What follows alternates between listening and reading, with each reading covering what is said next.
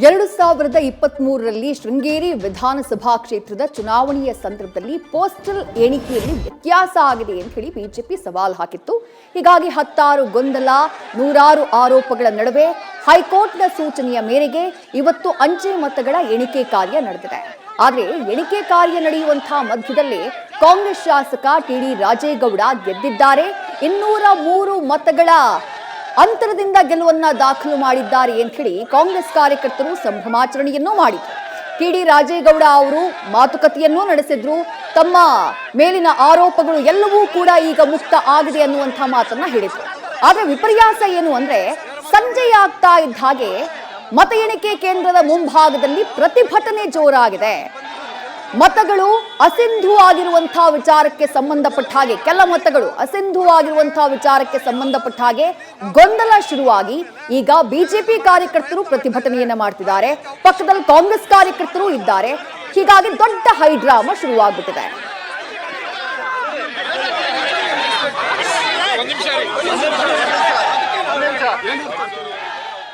ಮತ್ತಷ್ಟು ಡೀಟೇಲ್ಸ್ ನಮ್ಮ ಚಿಕ್ಕಮಗಳೂರು ಪ್ರತಿನಿಧಿ ಮಹಾರುದ್ರ ನೀಡ್ತಾ ಹೋಗ್ತಾರೆ. ಮಹಾರುದ್ರ, ಏನಿದು ಅಂತಾನೆ ಅರ್ಥ ಆಗ್ತಿಲ್ವಲ್ಲ ಅಂತ ಹೇಳಿ. ನೋಡಿ, ಸಂಜೆ ಘೋಷಣೆಯಾಗತ್ತೆ, ಗೆದ್ರು ಅಂತ ಹೇಳಲಾಗತ್ತೆ.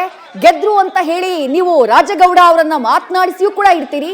ಇಷ್ಟೆಲ್ಲ ಆದ್ಮೇಲೆ ಸಂಜೆ ಆಗ್ತಾ ಇದ್ದ ಹಾಗೆ ಟ್ವಿಸ್ಟ್, ಇಲ್ಲ ಮತ ಎಣಿಕೆ ಕಂಪ್ಲೀಟ್ ಆಗಿಲ್ಲ, ಏನೋ ಪ್ರಾಬ್ಲಮ್ ಆಗಿದೆ ಅಂತ ಹೇಳಿ. ಏನು ಗೊಂದಲ ಆಗಿದೆ, ಏನು ಪ್ರಾಬ್ಲಮ್ ಆಗಿದೆ, ಯಾಕೆ ಪ್ರತಿಭಟನೆ ಆಗ್ತಾ ಇರೋದು ಮಹಾರುದ್ರ? ಏನಂದರೆ, ಶೃಂಗೇರಿ ವಿಧಾನಸಭಾ ಕ್ಷೇತ್ರದ ಮರು ಮತ ಎಣಿಕೆಗೆ ಏನಂದರೆ ಹೈಕೋರ್ಟ್ ಒಂದು ಆದೇಶವನ್ನು ನೀಡಿತ್ತು. ಇವತ್ತು ಏನಂದರೆ ಚುನಾವಣಾ ಅಧಿಕಾರಿಗಳು ಕೂಡ ಮತ ಎಣಿಕೆಗೆ ಒಂದು ತಯಾರಿಯನ್ನು ಮಾಡಿದ್ರು. ಹಾಗೆ ಮತ ಎಣಿಕೆ ಕಾರ್ಯಗಳು ನಡೀತಿತ್ತು. ಆರಂಭದಲ್ಲೂ ಕೂಡ ಇದು ಹಲವು ಬಾರಿ ಏನಂದರೆ ಹೈಡ್ರಾಮಕ್ಕೆ ಒಂದು ಸಾಕ್ಷಿಯಾಗಿರುವಂಥದ್ದು.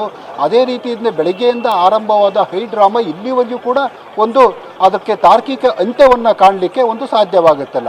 ಒಂದು ಸಾರಿ ಏನಂದರೆ ಟಿಡಿ ರಾಜೇಗೌಡರು ಏನಂದರೆ 203 ಮತಗಳ ಅಂತರದ ಗೆದ್ದರು ಅಂತೇಳಿ ಕಾಂಗ್ರೆಸ್ ಅವರು ಏನಂದರೆ ವಿಜಯೋತ್ಸವವನ್ನು ಮಾಡಿ ಏನಂದರೆ ಅವರು ಏನಂದರೆ ನಮಗೆ ಒಂದು ಗೆಲುವನ್ನು ಸಿಕ್ಕಿದೆ, ಇದರಲ್ಲಿ ಯಾವುದೋ ಕುತಂತ್ರ ಇಲ್ಲ ಅನ್ನುವಂಥ ಒಂದು ಸಂತೋಷವನ್ನು ವ್ಯಕ್ತಪಡಿಸಿದರೆ, ಇನ್ನೊಂದು ಕಡೆ ಒಂದು BJP ಏನಂದರೆ ಇಲ್ಲಿ ಬಂದು ಒಂದು ಪ್ರತಿಭಟನೆಯನ್ನು ಮಾಡ್ತಾ ಇರ್ಬೋದು. ಪ್ರತಿಭಟನೆಯನ್ನು ಯಾಕೆ ಮಾಡ್ತಾ ಇದೆಯಾ ಅಂದರೆ, ಆಡಳಿತಾರೂಢ ಕಾಂಗ್ರೆಸ್ ಪಕ್ಷ ಏನಂದರೆ ಇದರಲ್ಲಿ ಏನಂದರೆ ಅಧಿಕಾರಿಗಳನ್ನು ದುರುಪಯೋಗ ಮಾಡ್ಕೊಳ್ತದೆ. ಇಲ್ಲಿ ಏನಂದರೆ ಅಧಿಕಾರಿಗಳು, ಚುನಾವಣಾ ಅಧಿಕಾರಿಗಳು ಕೂಡ ಒಂದು ಬೆಳಗ್ಗೆ 9 ಗಂಟೆಯಿಂದ ಆರಂಭವಾದ ಮತದಾನ ಪ್ರಕ್ರಿಯೆ, ಎಣಿಕೆಯ ಪ್ರಕ್ರಿಯೆ ಇನ್ನೂವರೆಗೂ ಕೂಡ ಮುಗಿದಿಲ್ಲ.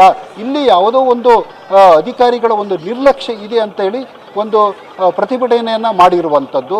ಹೀಗೆ ಏನಂದರೆ ಕಾಂಗ್ರೆಸ್ ಮತ್ತು BJP ನಡುವಿನ ತಿಕ್ಕಾಟದಲ್ಲಿ ಮತ್ತು ಅಧಿಕಾರಿಗಳ ಒಂದು ಹೈಡ್ರಾಮಾದಲ್ಲಿ ಏನಂದರೆ ಜನರು ಒಂದು ಫಲಿತಾಂಶದ ನಿರೀಕ್ಷೆಯಲ್ಲಿ ಇದ್ದರು. ಆದರೆ ಆ ಫಲಿತಾಂಶದ ನಿರೀಕ್ಷೆ ಇನ್ನೂ ಕೂಡ ಒಂದು ಬಂದಿಲ್ಲ ಅಂತಲೇ ಹೇಳ್ಬೋದು. ಈಗಾಗಲೇ ಅಂದರೆ ಅಧಿಕಾರಿಗಳು ಕೂಡ ಮತ ಎಣಿಕೆ ಕಾರ್ಯದಲ್ಲಿ ಒಂದು ಕೈಗೊಂಡಿದ್ದಾರೆ.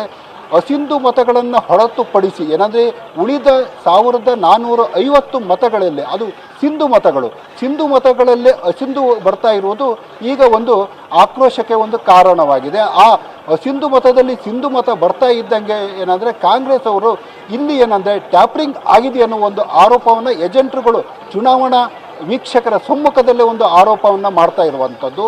ಇಲ್ಲಿ ಹೊರಗಡೆ ಏನಂದರೆ BJPಯವರು ಒಂದು ಪ್ರತಿಭಟನೆ ಮಾಡಿ ಇಲ್ಲಿವರೆಗೂ ಕೂಡ ಏನಂದರೆ ಬೆಳಗ್ಗೆ 9 ಗಂಟೆಯಿಂದ ಆರಂಭವಾದ ಮತ ಎಣಿಕೆ ಕಾರ್ಯ ಇನ್ನೂ ಕೂಡ ಮುಗಿದಿಲ್ಲ ಅನ್ನೋ ಅಧಿಕಾರಿಗಳ ಒಂದು ನಿರ್ಲಕ್ಷ್ಯ ಧೋರಣೆಗೆ ಒಂದು ಪ್ರತಿಭಟನೆಯನ್ನು ಮಾಡ್ತಾಯಿದ್ರು.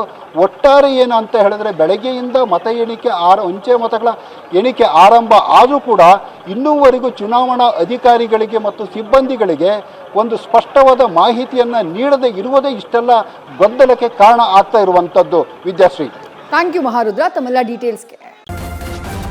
ನ್ಯೂಸ್ ಫಸ್ಟ್, ನಿರ್ಭೀತಿಯಿಂದ ನಿಮ್ಮ ಪರವಾಗಿ.